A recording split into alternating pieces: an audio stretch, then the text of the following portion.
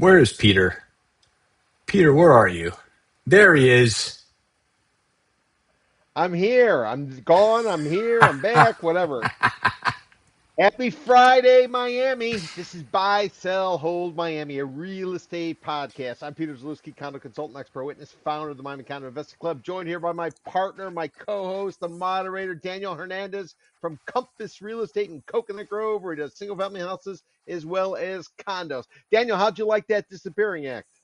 I thought that was interesting. Speaking of disappearing, we disappeared last week. Now we're back. I got people calling me on Tuesday saying, "Hey, where was the show, guys? It was the 250th anniversary of our great nation. Give us a day off after 58 weeks." Can you believe it? This is week 59, Peter. Wow, I am shocked. Well, I guess week 60 because we missed last week, right? So, but 59th episode, week 60. I mean, even Colbert took a week off once. I think. I don't. Or is he even on the air anymore? Oh, Too soon. don't mention Colbert. We don't want the guy from the FCC nosing around. Well, anyway, folks, if you're just joining us for the first time today, this is season two. If you want season one, you got to go back. You got to go back in the archives. Go on YouTube. Go on Substack. It's all there. This is Buy, Sell, Hold Miami. And so, in the bottom left of your screen, you're going to see what we call the rundown. And Peter and I throw a few stories back and forth across the week. And this week, we have a great show for you. At the end of each topic, we're either going to buy because we agree, we sell because we disagree, or we hold because we don't know. We don't have enough information. We need to have more transparency. So if you have anything that you do want us to talk about, you got our contacts. You let us know. But I want to jump right into it with you, Peter. First topic is the worst time for the good time. So, Peter, you ever been to the Good Time Hotel? I have not. I've read about it, but I've never actually gone in there. So the Good Time Hotel is over on, or was over on Miami Beach, right there on Washington. And I'm going to pull it up for the gang so everybody can see. So there it is. It's a good spot, a few blocks off from Loomis Park, and it caught a lot of fanfare when it opened. I think back in 2021, 2022. I think it was the summer of 2021 because our own Mr. David Grutman and Pharrell Williams, the musician, singer, they were like the celebrity backers for this hotel. And this was at a time when, as Peter likes to put it, DeSantis said you could come down here and, as you would say, You didn't have to wear a mask. You could work from home, and Miami Beach permitted you to twerk on police cars on Ocean Drive. wow. Well, then the country opened back up. The Good Time Hotel wasn't the only place for a good time, and they didn't do so great. So what's happened in a recent chapter of this is the CIM Group, the lender behind this. They foreclosed on a $200-ish million loan, and they took it to auction. CIM, the only bidder on this, got it for a cool $100. So a little bit more than the Trump Library Foundation got that library site for, but $100 still nonetheless. I think the math, what is that, about $1 in stamp tax and dock stamps?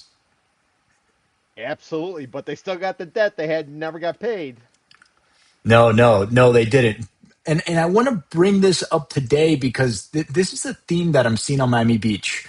I pulled some of the other troubled hotels.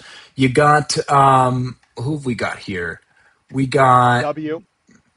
the W. It's going to be a Waldorf now. They're closing that next month. That's Waldorf is taking it over.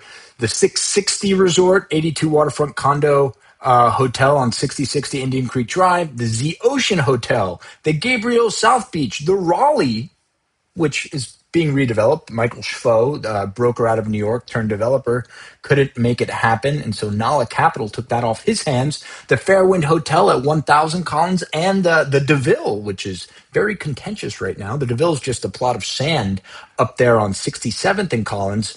We've talked about that in a past show, but these are all hotels that have gone defunct. And so this Good Times Hotel is just the latest in this chapter of, well, troubling times on Miami Beach. You remember when the spring break madness happened and then the pendulum kind of swung the other way, Peter, and Miami Beach said, no, we don't want to have you here. So they didn't come. And this is what happens. So there's got to be a happy medium here on Miami Beach, no? Might be a happy medium, but it's not good times, especially if you were It's not participating in that good particular poll. times. No, Wow, no. talk about a change of fortunes. I mean, 2021, we were rocking and rolling. We were go-go. This was the place to be. And then all of a sudden the world opened up and people found out that there were alternatives and we're not as hot as we once were, to the point where the population's coming down. Daniel, I thought 1,000 people are moving to Florida. I thought the trees grow to the moon. How To the can this moon. be? Say it ain't so. Something else I wanted to point out when I was reading about the hotels that are closing. Coastal Florida hotels routinely pay up to 100% higher premiums than comparable inland properties. So there's not a lot of room for error here. If you don't hit your RevPAR, which is revenue per available room, if you don't hit those projections, you got the margins of a grocery store in some of these properties. And they're not selling gas. At least with gasoline, with the fuel cost because of the Iranian war, maybe they could be padding it. They don't even have that. And back in the day, Daniel, they used to have a little section, so I heard. They'd have these magazines up and they would cover it and they'd make a heck of a premium on that. They can't even do that anymore because the internet stole it from them. How are you making your cash on the hotels? And nobody in Miami Beach is drinking anymore. This is what do they call it? A blue zone where you live to be 400. And as a result, you don't drink, you don't eat. It's all you do is exercise. Not a good time to be a hotelier. What's that? I just saw this in the newspaper. What's that? The Mac Deuce. What's that? What's that old dive down there by Joe's? Oh, you're talking about Ted's Hideaway.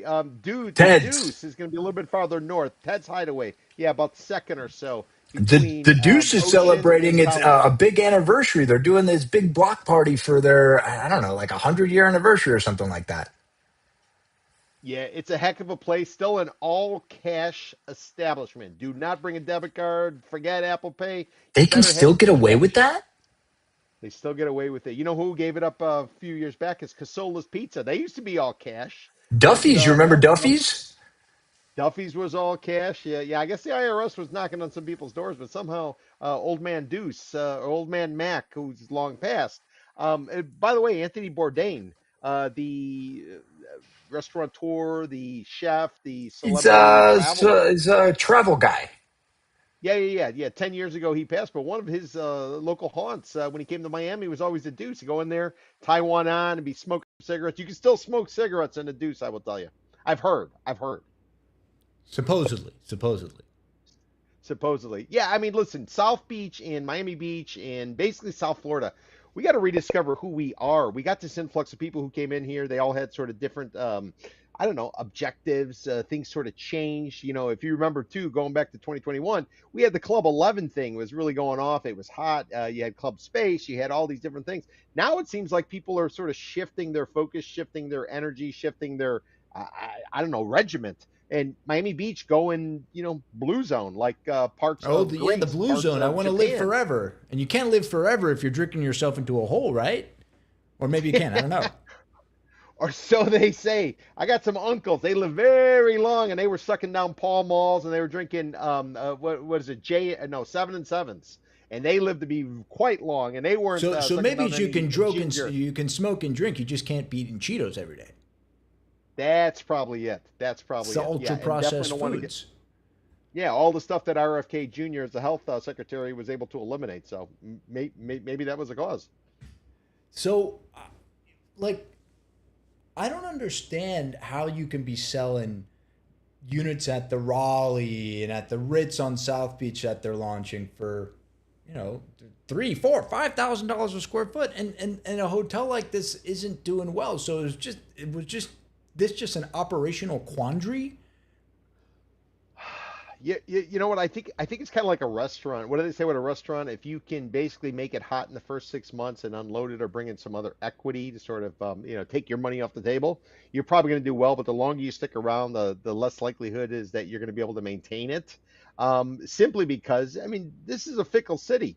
Vanity is the big thing. Shiny objects are the big thing. And if the Good Times Hotel is no longer the most popular thing, then all of a sudden it goes by the wayside. Take South Beach to begin with. South Beach was the place to be. Then all of a sudden, downtown Miami, Greater Downtown Miami popped up Wynwood popped up, and it all kind of shifted. The question is, where does it go now? Wynwood is sort of like what the Yogi Berra quote is: nobody goes there anymore because it's too damn popular. So you got to kind of wonder where the next place is. Is it Little River? Is it Fort Lauderdale? Is it Little Havana? It could be anywhere. And basically, you got to hit it when it's hot, and you got to try to unload before the music stops and let somebody else think that they are smarter than you. Leave some equity on the table, pull the ripcord, and get the heck out is what I would say. And obviously, these two gentlemen, they couldn't read the tea leaves. Well, from what I was able to read, that Pharrell and Grutman, they sort of left operations back in 2024. I guess they saw the writing on the wall. They got out of Dodge, and then the operators were kind of shit out of luck because without these two guys, they're just another vanilla hotel on the beach. However, the key to success in South Beach, and it's been proven over and over and over, and I'll give you the perfect example. The Flamingo, the old Flamingo, two crappy condo buildings or rental buildings called the Morton Towers. They go ahead, they rename it, they put a tower in the middle, right there off of, what West road is that Ave. going to be? It's not West Ave. But Yeah, I it's think West there's Ave. one, is it actually West or is it one Yeah, road yeah, they're on farther West. west? They're on West. All right, they're on West. So yeah, there what they did is they had these two crappy old buildings. They put a rental up in the middle. They convert the south building, and when you get off the elevator and it's all musty, they got like a centralized chiller, and it's moldy. It smells like you're going to see your grandmother who's maybe in some kind of healthcare facility. But nobody wanted to be there. But you know what they figured out?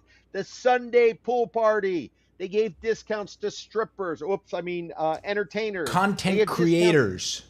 Content creators, DJs, bartenders were all started living there. All of a sudden, everybody else wanted to be there, so they all came. The Sunday pool party, you would party, you go to Club Space. When you came rolling out, the sun was up. All you wanted to go to the pool party, maybe you did something to give yourself a little bit of energy, and you rode out Sunday. And as a result, the quality there versus the price was just completely out of whack. So the key is if you can create a shiny object, you are going to be able to bank. And obviously, the boys at the Good Times, they didn't get it figured out. Maybe they got too old. Maybe they're out of touch. Maybe they took their eye off the ball. But at the end of the day, these are short-term hits. You got to make it while you can, pull the ripcord and get the heck out and dump it on somebody else. The worst time for the good time. Buy, sell, hold, Pete.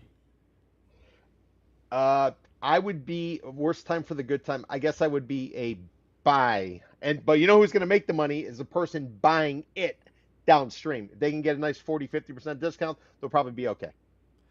I mean, why not just convert it to multifamily? Is there I mean, I don't know enough about the South Beach multifamily market, but they got these little and they're small. I don't know if they're big enough for like workforce housing units, but there's got to be some sort of way to retrofit this thing to make some sort of cap rate on it. But I guess it has to do with are you bullish or bearish on South Beach? If you're bullish on South Beach, yes, it would make a heck of a lot of sense to go ahead and do that. But if you're sort of in between and you're indecisive, do you really want to sort of take that chance? Remember, first settler gets the arrow, second settler gets the land.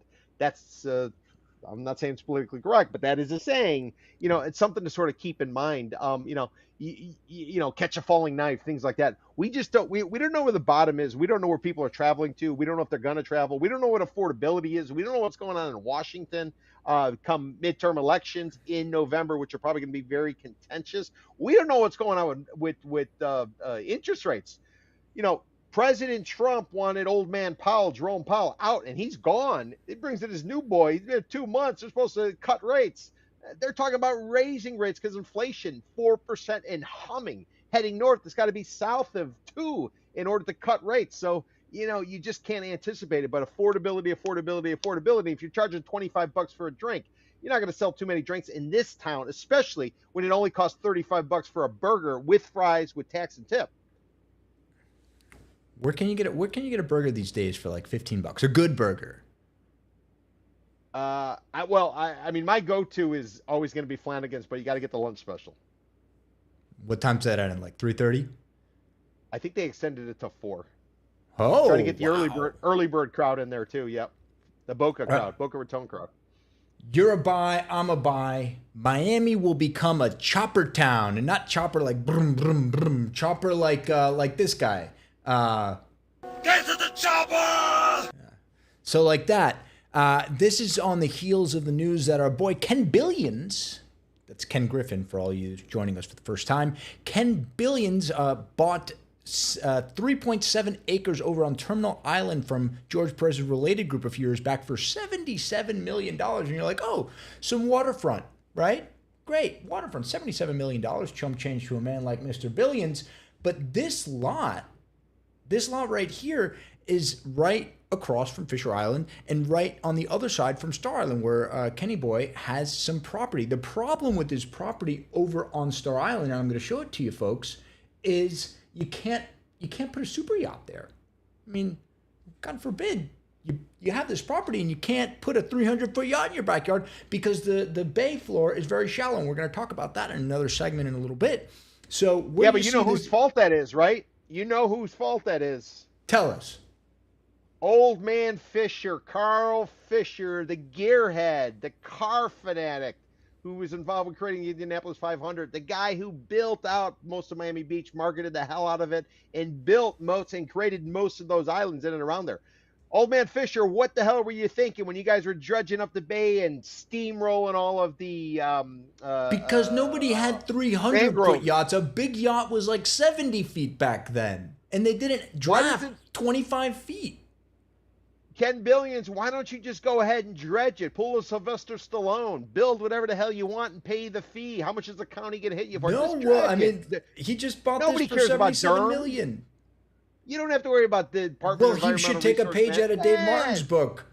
We'll get there in a minute. So this, for anybody who doesn't know, this was owned by Related, and this little terminal island here, it's called Terminal Island because it's the ferry terminal for, you can see a little ferry there, and that ferry, they run about every 15 minutes, and that exists exclusively to shuttle folks back and forth to Fisher Island. We've talked about a lot about Fisher Island in past shows because of these eyesores right here. Those are the fuel terminals that power Dodge Island, which is Port Miami, the cruise ships, the cargo ships, all the ships, because we don't have anywhere else to put them. So Ken has his property over here on Star Island. He buys this from a related group to park his yachts. But Peter, traffic here is just getting atrocious. I don't know. I know you don't drive, but Ken's got his headquarters, the Citadel headquarters he's putting over in Brickell. He's got property down in Gables Estates, over there in Vizcaya, here in Star Island. He can't drive, so he's got to put a chopper. And this is another page in the story of we want to put helipads all in and around Miami. And there's a few projects, condo projects that we cover that already have these. Most notably, 1000 Museum, the Anantara. We've talked about that in past shows. Villa Miami, which is a JV between David Martin and the same folks who built the two aforementioned buildings. Aston Martin. We don't know if it's going to be called Aston Martin in a few years, but that's another story. And then the Club 11 Residences Beyond, which is the second tower of 3 in Club 11's condo, what should we call it, adventure. And so all of these buildings cabaret. It is a cabaret. Do not call it a strip joint. Well, no, these are condos now. So it's a condo. Don't call it a cabaret. We've moved even past that. So we are these helipads just a page in the marketing deck? Because I drive the corridor quite a bit where all these condos are. I have not once seen a helicopter land on any of these buildings. Last time I saw a helicopter land anywhere in and around greater downtown Miami that was carrying some sort of important passenger, it was Jose Padilla, the guy who tried to blow up a dirty bomb after September 11th. They brought him in. 2 Chinook helicopters came into the federal prison right over there across from Miami-Dade County's Wolfson campus. You never see helicopters in and around unless maybe the Coast Guard or somebody is doing tests or they're trying to save somebody. You don't see it. This is all just marketing hype. They think we're going to be Sao Paulo. They think we're going to be New York City. Message for you. It's not happening. It hasn't happened. It's probably unlikely to happen anytime soon. So I was curious about Ken Billions' yacht, so I looked it up. It's quite nice. It's 307 feet long. You know what? We got the screens up. Let me just pull it up for the gang. It's public record. It's not like I'm doing any crazy hacking stuff over here. Defy Yacht Ken Griffin. That's what it looks like. I know you really want him to take us out to lunch to the market over there on Coral Way, but I'd take lunch on the boat. It'd be kind of a pain in the ass though, especially if you got to go from Terminal Isle to Fisher Island to No, no, there to he'd pick there. us up in the chopper. He'd take us there. Yeah, but listen, I think Ken Billions. What are you thinking? Why are you trying to put a helipad here? Just buy a bigger yacht. Put a bigger yacht, and you can land on the back of the damn thing. Why the hell do you need to build a helipad in order to get Because on he's your got to boat? Just get land to on the your boat. yacht. Yeah, just I mean, why don't you hit up Mickey Arison, old man Arison? I'm sure he's got some cruise ships. He's getting ready to send over to Pakistan so they can rip them apart and recycle them, dump them off it. They move to the next generation of cruise ships. That's all he's got to do. Buy a cruise ship. You land there, you do whatever the heck you want. Was there when I was looking at this? Is there any like friction about this? Do people even care? They're just like, it's Ken Billions. He's got the money. Just let him do what he wants. Has there been pushback about on these helipads, or does the larger community just recognize these as kind of marketing gimmicks? Well, I think the larger community recognizes as marketing gimmicks, but just a little bit of background about the aeronautical historical significance of this particular area. Not this particular site, but this area. 1920 or so, they open up the causeway. Causeway is called Miami Dade County Causeway when it goes ahead and opens. They set it up, and what you find there is right over there where Watson Island is, Daniel. I don't know if you could go a little bit farther west and then kind of hook north, right where the Of causeway sort of turns before you do the flyover, right by the tunnel. Yep, yep, yep, yep. Zoom in there a little bit. Yep, yep. There we go. I So think they still have a this plane area, parked out here. yeah. Well, this first and foremost is kind of where the Prince Valdemar went down 100 years ago on January the 10th of It was right here, 1926. yeah, in the turning And basin. basically, yep, and triggered the what began as the sell-off of the Great Florida land boom of the 1920s. Fast forward, there was a kid who's came with his mother. His mother drowned. They were coming from Cuba. He ended up coming in. His name was Elian Gonzalez. The family, the Uncle Lazaro. They took basically they were his custodian. He was guardian. Feds under Janet Reno, who's a South Floridian, goes in there. They kick in his door in Little Havana, right there off of Flagler, right by La Camanadas, right over there, behind a building called I think called Alta. And when once the feds grab him, they shuttle him over to that little island. There was a helipad there, Daniel. That was a helipad. That's where No, the I think feds put it's Elian still Gonzalez. privately run now. It's called the Is it still Skyport. Or the, operating? yeah, I think so. I see them, but I think that's where like the tourist helicopters come out. So you can go off the side and hang off the side, maybe not fall over, and take pictures of our beautiful skyline. I think you probably remember before they did everything they're doing there, and now Nitin Manwani's doing whatever the hell he's doing on that particular site. They also had the there was a fish market. You could buy fish there. They would go out. They go on they would offer fishing trips, stuff like that.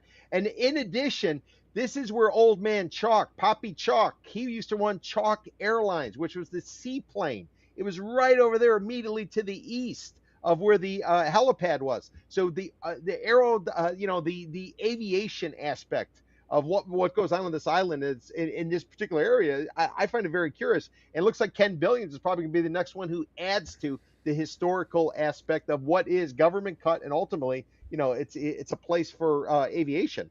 Believe it I or not. wonder. I wonder if this sets a precedent because Ken Billions isn't the only guy with a pretty large swath of land on their property on one of these islands. If Miami Beach allows this to happen, what's stopping the Frost families from building a helipad on their corner of Star Island or any of these folks over there in Indian Creek? So Hey, maybe isn't this the is like a county? domino.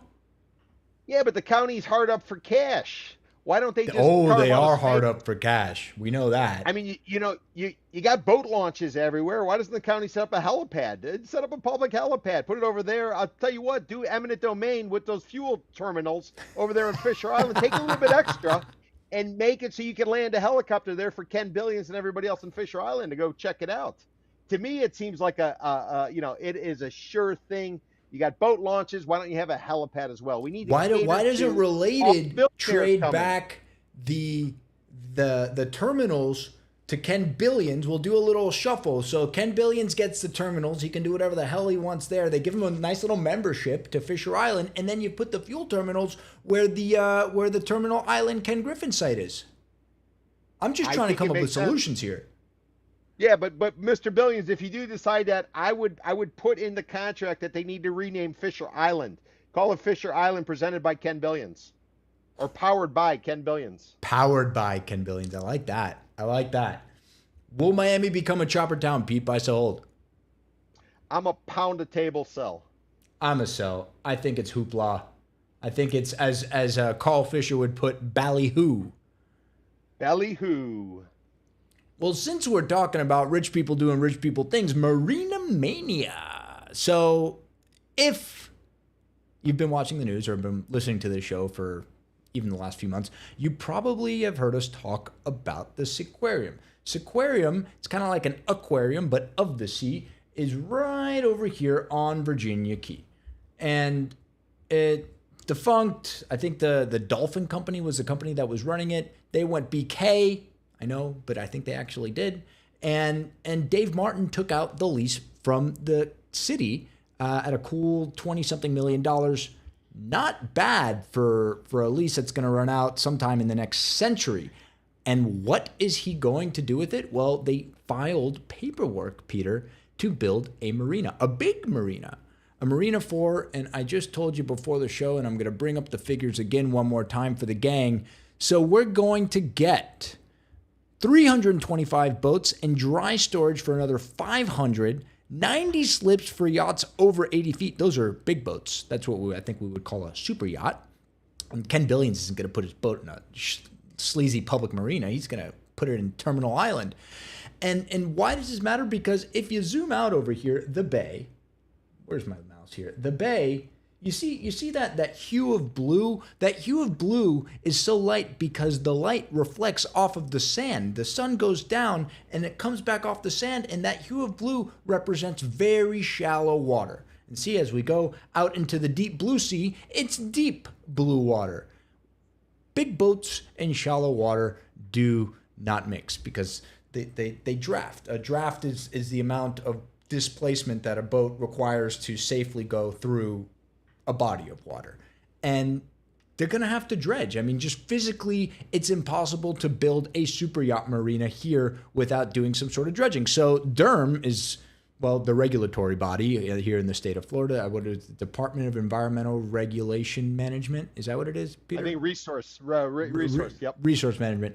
And then you got the NIMBYs, because the residents in Key Biscayne are saying, hey, we were used to nobody going to this aquarium. What happens if we got mountains of cars? Then this might actually turn into a little Sao Paulo. We might actually need those choppers.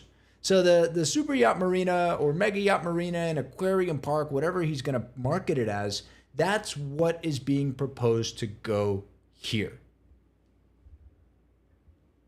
Yeah, I admire David Martin for his big picture thinking.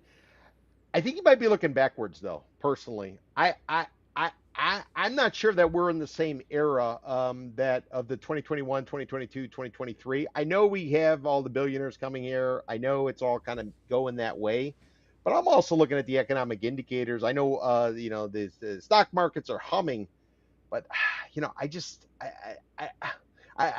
wondering if he's looking back over his shoulder rather than in front of him going forward with a project like this. Would it make more sense to do something that's a little bit more community oriented or something for a little bit more for the mainstream? How much super ultra luxury this, luxury that can you ultimately build? When do you kind of tap out? Now, some people are going to say, yeah, but there's never enough space for a marina. There's never space for this, space for that. To me, it just seems like he's building for 2021, 2022, 2023, rather than building for 2027, 28, 29, based on what we're seeing. And, listen, there's a lot of talk out there. Who knows how the election's going to go in November? A lot of talk about pitchforks and torches, and is it going to hold?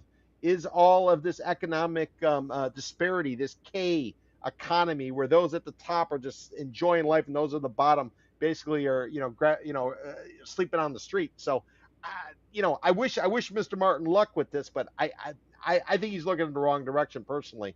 You're taking to see aquarium, a place which, it wasn't necessarily great with PETA.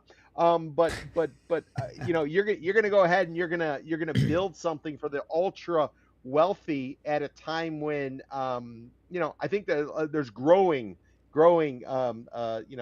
animosity out there. And maybe take a page out of Peter Thiel, another one of our local residents.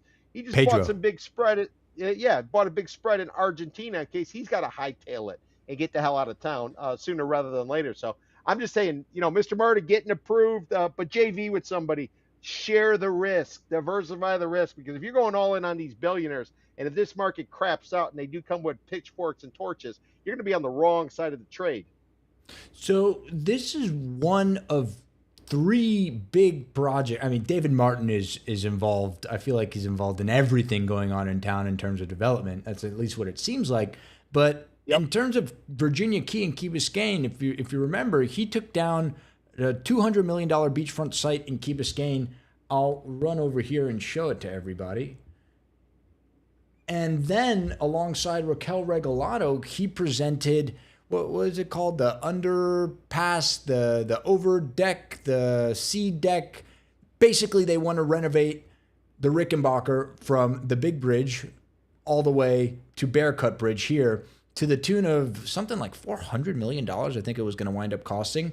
So that's interesting play geographically. No, he's got this aquarium, that infrastructure project, and then I'm going to show everybody this site here, which is right here, squeezed in between Key Colony and the newest condominium of Key Biscayne, Oceana.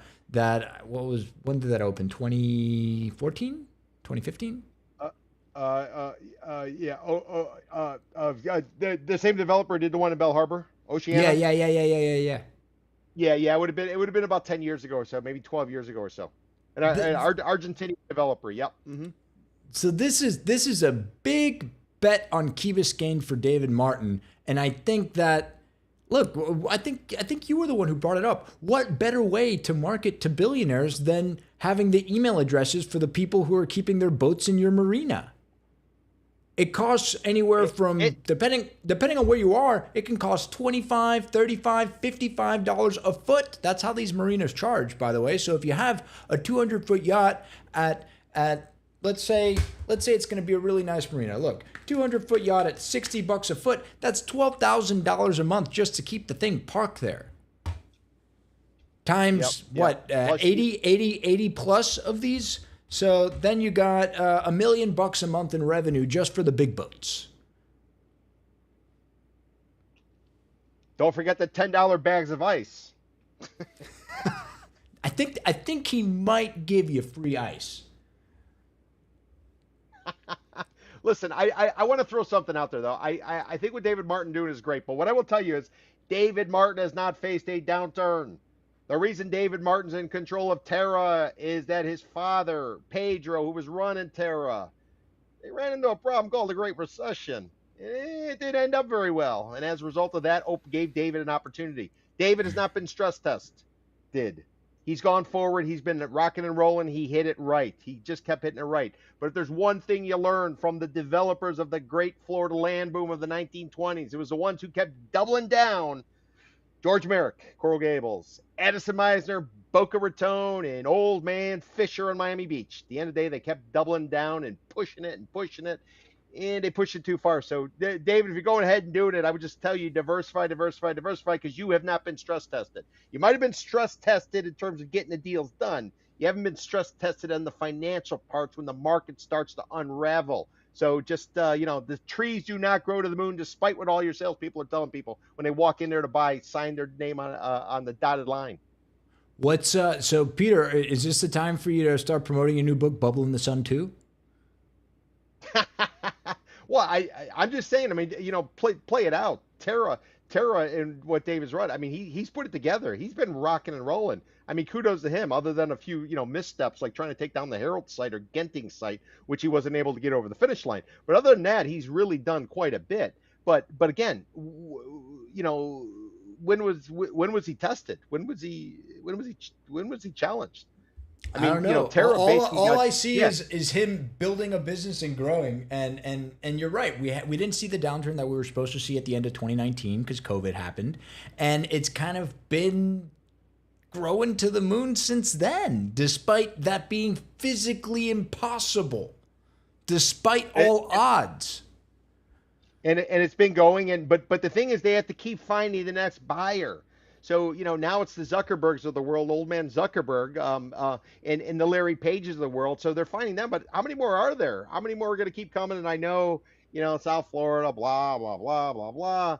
But that being said, things do go down. They don't always go up. And again, I point to old man Fisher, old man Merrick, and old man um, Meisner.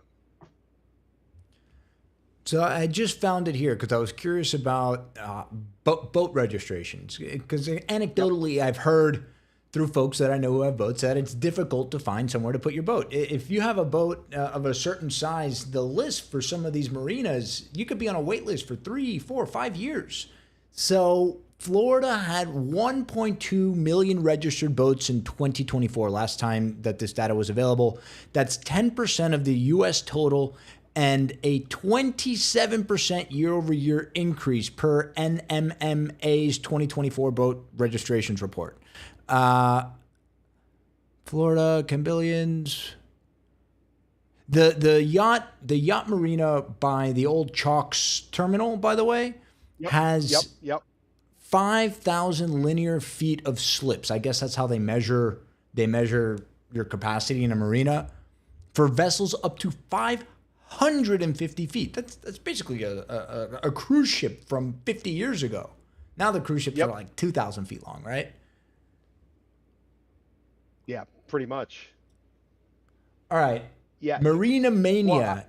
Oh, tell me, go. Well, I was going to say, I just pulled it up because one way, like in the publishing world, you always knew when the market was hot because you would get magazines. A bunch of magazines used to pop up, and anybody who doesn't know what a magazine is, they used to print these things out. They'd hand them out. There'd be like 100 I have pages, one. and you would turn through it. On the right was an ad, and on the left was probably the person who paid for that ad, and then whatever the magazine is, they wrote something about them, and developers loved it. They would do it. So whenever the money was out there, all these magazines would pop up, and then when the magazines went tits up, like they say in Tampa, you knew the economy was over. One way to track the fat cats is to look at yacht sales. So I just took a look at yacht sales, and right now, Yeah. and this is only 40 to 70 foot vessels. This isn't the Ken Billions end.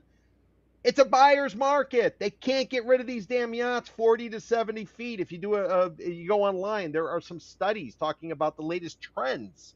So, watch the little indicators. If you want to know what was going on in the media, you follow the magazines, or developers, you'd follow the magazines. And if you want to know what's going on with the wealthy people, you got to take a look. Well, not the ultra wealthy. You got to take a look at yacht sales. And according to, let me see if I can give you a source on this. Galati yacht sales. No, that's not the one. That's a mega yacht. Bear with me 1 second. We're doing this on the fly. Yacht Sales International says that the 2026 yacht market has shifted to a buyer's market. Sound familiar? With stabilizing inventory, softening prices for brokerage vessels, and strong demand in the 40 to 70 foot category. Buyers prioritize hybrid propulsion, blah, blah, blah, blah, blah. Buyer's market for a yacht, and you're building a marina. Maybe it's going to take a little while to get it through. Maybe, you'll be right on the other side. But the trees don't grow to the moon, even in sunny Miami. Nice little stat on that deal, by the way, for all you viewers out there. 95% to the developer. County might own Virginia Key, but under the proposed lease, David Martin keeps 95% of split profits. Not split profits, slip profits. Not a bad deal. Good work if you can get it. Yeah, you can't argue with that. Remember, everybody, when the economy's humming or people got access to cash, it's all great. But once there's a pullback, people start to cut back. They don't get the landscaping as often. They maybe cut back on the dinners. They cut back on this. What's something you can cut back pretty easily? A yacht. Some of these disposable items. So I don't know. I'm just throwing it out there. I don't want to be Chicken Little, but I am just Yeah, you do. You suggesting. love being Chicken Little. No, but it's right there in front of me. I look at this stuff and I'm just like, what are these people smoking? It's like, it's almost like, well, I will admit I do watch like to watch the train wrecks, as they say. Like when little Coco got taken out up in North Miami, these delivery vehicles got caught on the tracks and a bright line took out Coco. I That's saw one of it. the Yeah, names the of one of little these little robot. things. Yeah. Yeah, yeah. I actually, I felt bad for Coco, but it was pretty cool to watch. That's what I see with this type of stuff. I see everybody going on these ultra luxury. They're coming out with these latest and greatest projects. And the question is, are they getting ahead of their skis? And have they been stress tested? And I would venture to guess Terra has not been stress tested, at least in my book. Last time they were was the Great Recession, and that was run by his old man, David's old man, Pedro. And now David's got it, and he's humming, he's hitting it right, he's got the right connections, he's done some successful projects. But it only takes one. And then all of a sudden, and I'm not making a reference to Mr. Stern, Michael Stern. That's no reference whatsoever. Do not make that connection. Marina Mania. Buy so old. Pound the table, sell. I'm a buy. I see. I This is see. what makes a market. I see more people with the boats. It's just there's demand for it. Even if you see these guys driving with their trailers from Hialeah, no pot to piss in, but they got the 200,000-foot boat on a 108-month payment plan at 15-20%, and they're going to the marina. Is it financially responsible? Absolutely not. It doesn't keep that machine from stopping though. Why else do you live in Miami if not to be on the water? You might as well live in Kansas. Save yourself on some rent. Yeah, but you get a friend who's got a boat, or you join one of these clubs where you get to use. Haven't so you many heard hours we're month. living in an isolation crisis? Nobody has friends anymore. It's just you and me, pal. There's always Tinder, Grinder, or whatever the heck you're into. Remember, Grinder. everybody. That's for people who like to work really hard, right? Yes, correct. Ah. That's a PSA. Miami-Dade's public transit priorities. Peter, you're a big advocate for public transit down here, aren't you? I voted for the half penny sales tax when our the nation's prettiest mayor, best looking mayor, according to People magazine at the time, guy called Alex Penales, he pushed it. I voted for it. I love what they've accomplished, but they haven't even gotten close to what they promised us 23 years ago, 24 years ago when we voted. Yeah, that's before I had a driver's license, Peter. That what they did complete though is the rapid bus transit corridor that just came online this past year. But that's well, 12% of the way there, 15% of the way there, because they promised 6 corridors. And I'm going to read them out for the gang. And the 6 corridors, by the way, they were supposed to be funded by the half penny sales tax. So we get an extra 0.5 lumped on your sales tax for the last quarter century or so, last 20 years. And that was supposed to build the Northeast corridor going up to Aventura, the beach corridor going to Miami Beach, the East-West corridor, which no, they did complete that, right? But it was supposed to go all the way out to FIU. It wasn't supposed to just stop at Miami International Airport. It was supposed to keep on going. It hasn't done that. The Kendall corridor, nope. And now they did approve in February the North corridor, which is supposed to go to the county line. Supposedly will be done by 2032. The problem, On Peter... 27th Avenue, right? Going straight up 27th Avenue. They had put it in place. They built it so you could go straight up to Dolphin Hard Rock Stadium. I knew you were going to ask me about this, so I got a map because I was forward thinking, Pete. So here we go. It's supposed to go all the way up to the stadium, to Miami Gardens, right? But and right on 27th, Unity Boulevard, right? And this is supposed to be awesome. The problem is, per Danielle Levine Cava's memo that she put out, is that there's no money. There's no money. There's no money. $7.6 billion short, or a cool 300 and something, almost $400 million a year for the next 20 years. They don't have the cash. They said, well, my question is, where's the money, Lebowski? Where's the half penny tax? What'd you guys spend it on? I'll tell you what they spent it on. This is the dumbest SMART program I've ever heard. That's what they called it, for God's sake. The SMART program. What's so freaking smart about it? They haven't built anything. Well, if you remember when they first put in the half penny sales tax, they promised us they were going to build all this infrastructure. They're going to bring Metrorail. First thing they did was shore up the pension for the pensions Oh, for I all of the bet they employees, and did. then they improved the buses. They improved all these You buses, and mean eventually the they got these electric kids. buses that are sitting in a lot somewhere because nobody can service them?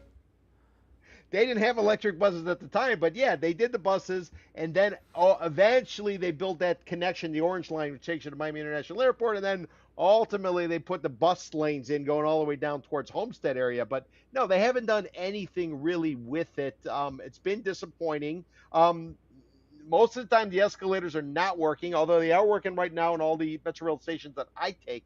No, it's been a disaster. It hasn't delivered what we were promised, but yet I still think people want something that would give them an alternative to being stuck in a car, stuck on the road. I'm a testament to you can live in this town without a car. Been car free since 2013. The judge did not order it. I did it voluntarily, and I wasn't even threatened. So just to clear that up, because some of you I know out there, yammering on about that, but Yapping. but no, yapping, yammering on, all Yapping, of that yapping, stuff. yapping. No, you can make a go of it in this town without a car, because Uber was a great equalizer. That was the last mile, and ultimately Uber and car sharing services are the ones that kind of made it happen. But this has been a dramatic disappointment. There was when Miami was first announced as one of the host cities for the World Cup, which by the way is going to be concluding the next 2 weeks in terms of Miami hosting. Mayor Cava talked about having that Metro Rail go all the way up, because it's already been approved, all the way up to Hard Rock Stadium, right up 27th Avenue. They never got it over the finish line, unfortunately. But you bring that into the mix, I think it gets very, very, very interesting, and it opens up that entire corridor for new development, whether it be Miami Gardens, or it be any of the other communities located in between there and the county line. A lot of development potential and opportunity up there, especially you bring in the Metro Rail, I would say. And but what is the consequence of them not doing this? Are we just going to Well, vote him I out? I mean, is this a priority for the constituency? It seems like I it don't think because it is. I don't. Well, I mean, listen. Let's be honest about what really goes on there. And if you don't know what it is, just Google it. Miami Beach for the longest time, Bay Link, Bay Walk, all these Bay connections. Miami Beach doesn't want it. They don't want it. They want wealthy people who are paying to get in a car, coming on over there, spending on valet. They don't want people who use public transportation to go over there. And I would make the argument too. That's ultimately based on my experience and what I've seen, that's ultimately been the biggest obstacle to overcome, providing access to people who don't have a car to get around the different neighborhoods. And you can read into it exactly however you want, but you know what I'm saying. I don't buy it. I don't think it's a priority for them. Listen, we had a 450 million dollar budget gap last time. They supposedly closed it. They weren't talking about this.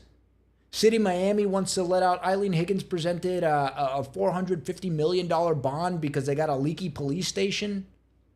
They're talking about eminent domaining. They're going to have to come up with the cash for the Fisher Island fuel terminals. I mean, look, gun to their head. What's a bigger priority? The $61 billion that comes in at the port every year, or giving the constituents a means for public transit? And by the way, that Well, $450 million budget gap, they're short $7.6 billion because not only they got to build it, but there's operational costs that comes with all of this. yeah, it is expensive, and we've been focused very much on, again, the billionaires. But if you do see a changing of the tide, then it suddenly might become back in vogue to be able to push and promote sort of the actual constituents. But right now we're focused on those people like Ken Billions, and we're not focused on the local community. We'll see if it changes. You got midterm elections coming up, and there is some desire, I would say, by some people based on Eileen Higgins, La Gringa, a Democrat, getting elected as the mayor of the city of Miami. The mayor going up against a Cuban American experienced Republican. I'm just saying, when the pitchforks and torches come, they might be shifting away from arenas, and they might be more focused on projects like this. And if they do, a lot of these things have already been approved. They can push forward. It's just a matter of sort of changing priorities. But a lot of it will come down to two: what the hell happens with property taxes? Right. So there's no money. And I'm not saying the municipalities are a fan of this property tax brouhaha. Apparently, by the way, Ron DeSantis has come out and said that he will not be campaigning for this property tax referendum because, and I quote, "That wasn't my idea. That was their idea. That wasn't my language. That I wanted to do this, and they took it, they bastardized it. And when I say they, I'm talking about the other folks, the other public servants up in Tallahassee. I won't name names. You can look it up. But they came up with the only thing that they could all agree on because it had to pass the House with a 60% vote. And now it's going to referendum, and DeSantis says, nope, no. That's not mine. So why are we even doing this? It's gonna completely gut the budgets, the already very strained budgets of these municipalities. Miami-Dade's not the only one. Fort Lauderdale's come out and said that they're screwed. Hillsborough, Osceola, all the other counties around the state get their money from property taxes. So, well, priority or not priority. But just to add to that, today on WLRN, they had a statewide program. They were talking about property taxes. And Daniel, I didn't know this, but Jackson Hospital as well as Broward, It's a public General, hospital.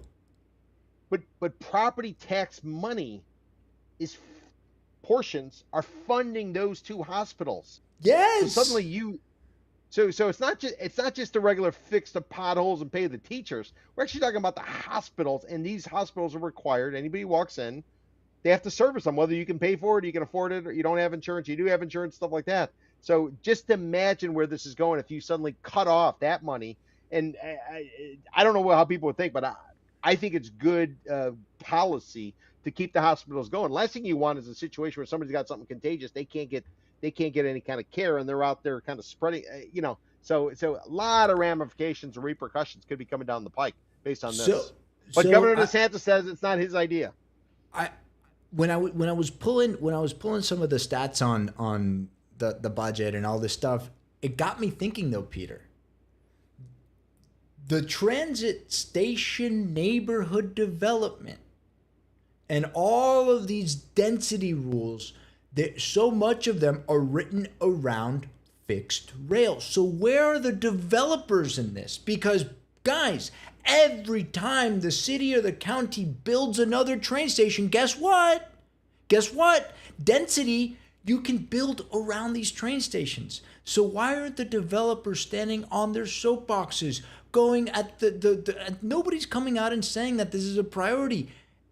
If the city and the county, and the cities and the county, because it's a Miami-Dade County initiative, if the county does this allows developers to build more stuff. A lot more stuff. Look at this map, folks. Look at this map. The dotted lines are the proposed stops, right? So we got 1, 2, 3, dozens of extra stops for fixed rail. And maybe that's why they're talking about building out the commercial airport over there at Miami Executive Airport, because if they got all these stops going out west into Kendallandia, then they can build more density, and it wouldn't have to even be a live local thing. We're going to talk about live local in a few minutes. It would just be regular old zoning. I got a notice on Facebook today. 10 You're years still ago, on the I wrote a Facebook? column. Yeah, I'm still on the Facebook. I got a notice on Facebook. I went to post something. I got a notice from Facebook. 10 years ago, I was writing a column. I wrote a column for the Miami Herald talking about how Brightline and Tri-Rail, how the Tri-Rail is going to be coming in downtown Miami. What did it take them? It took them another 8 years or something, 7 years to actually get it in place. So I guess the moral of the story is everything is measured here in decades in terms of public transportation. But if we need a pop-up detention center located in the middle of the Everglades, we can slap that thing together. Let me tell you what, 15, 20 days max. Dude, what about the soccer stadium? What about They built the thing in half an hour. They built that. I don't fly that often, but they built it in between like 2 trips of mine. Anyway, but what did they do? What did they do with the remediated dirt from the toxic dirt from? They put it at Home Depot, and now it's sitting in my herb garden. That's why my tomatoes can't grow. Miami-Dade's public transit priorities. I am a pound the table sell, I don't think it's a priority at all. I have to concur. I agree with you, Daniel. I think you're dead on with this one. Unfortunately, because I want it, Mayor Cava, I want it. Live Local 4.0, a grift, or is it gift? A grift that keeps on giving. Well, folks, we are now in the 4th year of Live Local. The Live Local Act was passed a few years back in 2022, 2023, the 2022 legislative session, and it allows developers statewide to go to municipalities and say, hey, you don't know what the heck you're talking about? I want to build workforce housing, which means our tenants can only make up to a certain amount. That's up to 120% of the area median income. And if I do this, you, commissioners, councilmen, local administrators, can't say a damn thing about it. I'm going to get to build whatever I want by right of the state. Now, for obvious reasons, municipalities do not like this. One is because it also comes with a tax abatement. And as we just mentioned, taxes are what make the world go round. Property taxes, because we don't have income taxes here in the state of Florida. So if you remove the property taxes from the equation, then the local municipalities can't get funded. And we're not even talking about the property tax thing that's going on the referendum, on the ballot in November. This is just run-of-the-mill developer math. So developer, 40%, they can say 40% of their developments for workforce housing. So we'll make the math easy. 100 units, I'm going to make 40 of them workforce and the other 60 of them market rate. And then I can build higher, bigger, denser, and badder. Now, what's interesting in this most recent iteration of this law, and I'm not a lawyer, Peter's not a lawyer, unless you got your JD last time. I know we had a week off. It's not a weekend course, right? No? No. Okay. No. And one of our lawyers were watching. They can fact check me on this or give me a call and tell me I'm an idiot. But my understanding of this is that there's 2 words there: sovereign immunity, right? And if a developer or an aggrieved persons, right? That's the language they use. It aggrieved persons tries to go and build a live local development.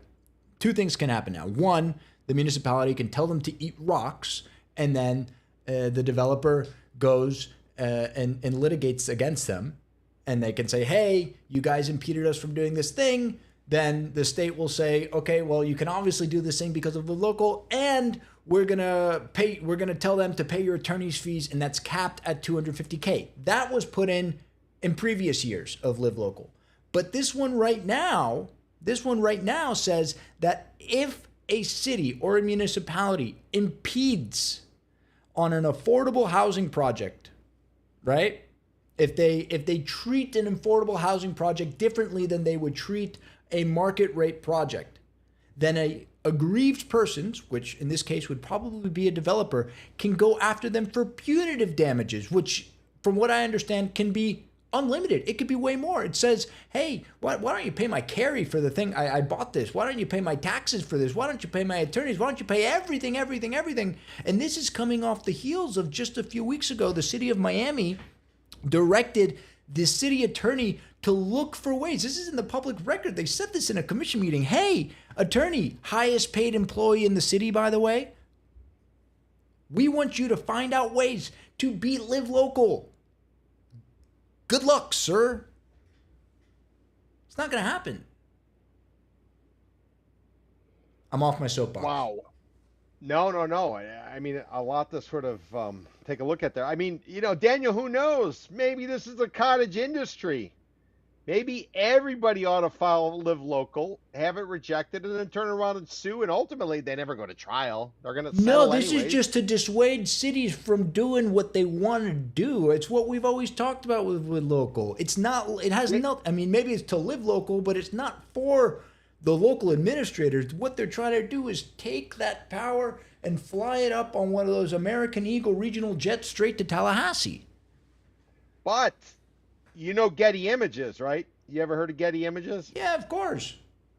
Yeah, it's kind of like TMZ. They pay for photographs, and then they turn around and they sell them. And if you run one of the Getty Images, they're going to fine you. They are going to sue you. They're going to try to take cash from you.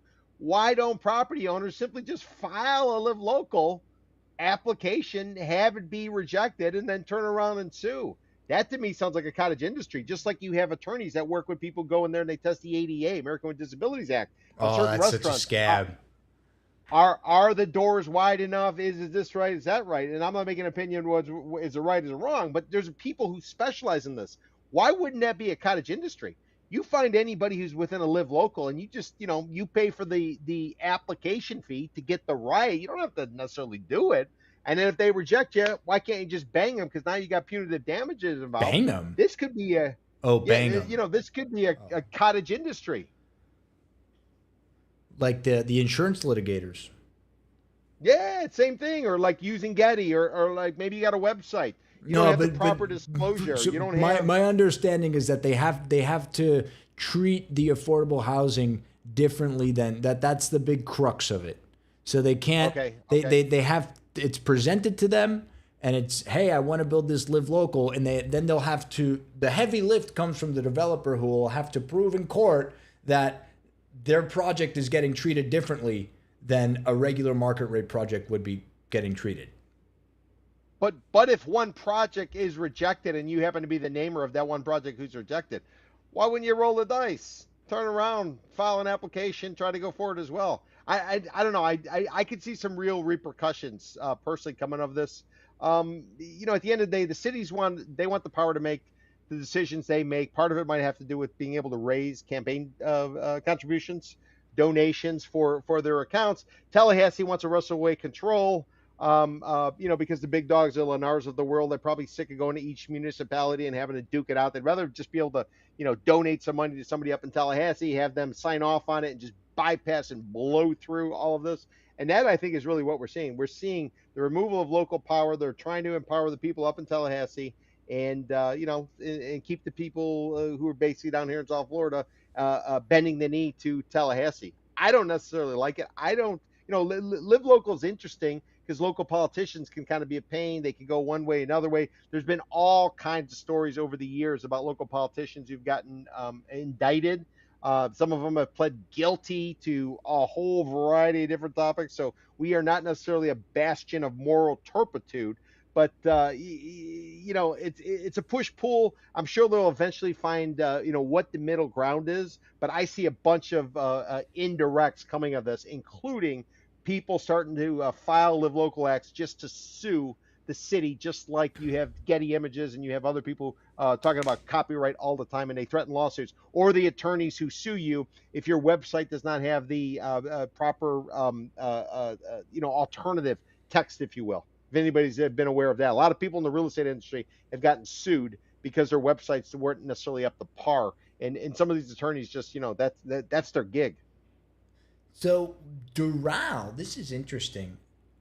I didn't know this, but now that I'm looking at it, Doral back in 2025, and I guess this is a way to get around it, but to the detriment of any individual municipality. They over a 630 unit project called Oasis at Doral, they wanted more density, right? They wanted to build it higher. Doral imposed a 6-month development moratorium. That means everybody.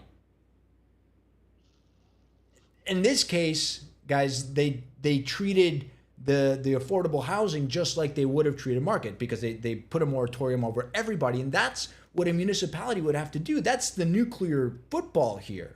You can't just stop all development because, well, you took the money from the developers to get elected, guys. Yeah, but what I will tell you though is I testified in a case up in Hollywood, Florida. They didn't want a developer to go forward with a project, so they put in place a moratorium as well. And that developer sued and won because basically he missed the market cycle because of them, and he got a nice paycheck for that. So while Doral might be sort of playing this game, there are ways eventually, if you're willing to go through the rigmarole of kind of going through the process, you can't come out on the other side. It's a little bit challenging, and it can be a little bit overwhelming. So at the end of the day, the government's got a lot of power. They're going to do whatever the hell they want. But if you are patient and you can battle through it, you might come out on the other side like this particular developer did. But it's a challenge. But Daniel, let me tell you what the elixir is that solves all this. Tell A me. good recession. A recession will change everybody's opinions about everything. Fort Lauderdale never loved development. Boca Raton hated it. Then they got hit with the Great Recession, and then they couldn't come up with enough tax revenue. And all of a sudden they said, come on, come on, come on.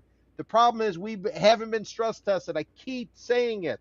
Once you get stress tested, the dynamics, the thought process of all of these municipalities is suddenly we actually need development. We're willing to open it up. We want to do this with that, and so are developers because they have to figure out a way to kind of build to what the market is. So we need a good recession. And by the way, I am a buy side type of guy.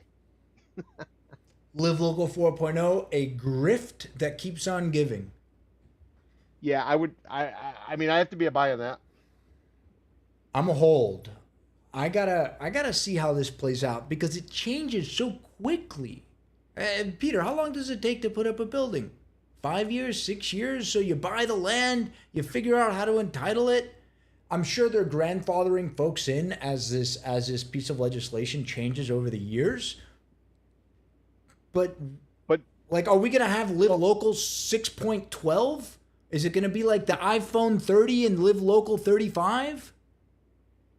well, we just came out with something. I think we've entered a new era, and you didn't ask this question, but I'm going to answer it anyways. I think we've entered a new era. So we just recognized Wait, 5 year what's the anniversary of question?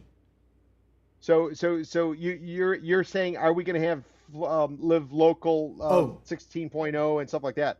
So I think what's happening is I think we're going to go in a different direction with a lot of this development. Just like I said, David Martin I think is looking over his shoulder rather than looking ahead. I think we're in the process of changing how we build, where we build, what kind of product we build. So this whole Live Local thing, it might not necessarily be the nuclear option that it is right now. As the market starts to evolve, it changes. And for what it's worth, we're sort of calling this period now after surf. We're calling it after Surfside, a 5 year anniversary of Surfside, because everything's pretty much been put in place. They're not messing with the condo law anymore like they were right after Surfside. And I think all the buildings coming forward, we're calling them the SIRS generation, structural integrity reserve study buildings. So anything coming from this point forward is basically going to be all compliant. Just like right after Andrew hit, there was that period, Hurricane Andrew, 1992. There was that period of having to get it all, recalibrated, and then all of a sudden, you had the new, you had 5G versus 4G. So I think we're entering a new era, and so I just don't know if Live Local is going to carry the same type of juice based on where I think we're going in terms of these developments, how they're developing, more importantly, who they're developing for. I think there is a bit of a shift that's in the process of occurring. Personally, that I'm going on a limb, but that's where I think it's going. So Live Local, might not necessarily carry the same juice going forward. you're a buy. I'm a hold. That's the show, folks. We went a little bit over time, but it's just because we missed you so much last week. And I'm not just talking to the crowd. I'm looking right into the camera and I'm looking at you, Pete. Can we go to Flanagan's right next week? back I at miss ya. you. I haven't seen Peter in the flesh in like 3 weeks. But guys, that's our show. We're gonna have big episode 60. That's almost as old as Peter next week. I'm kidding. Peter turned 45. In any event, 45. we'll be here live at 4 p.m. Eastern on all your favorite socials, YouTube, Substack. We're on TikTok today, although I think the audio crapped out halfway through. Sorry, folks. It's summer. We're building.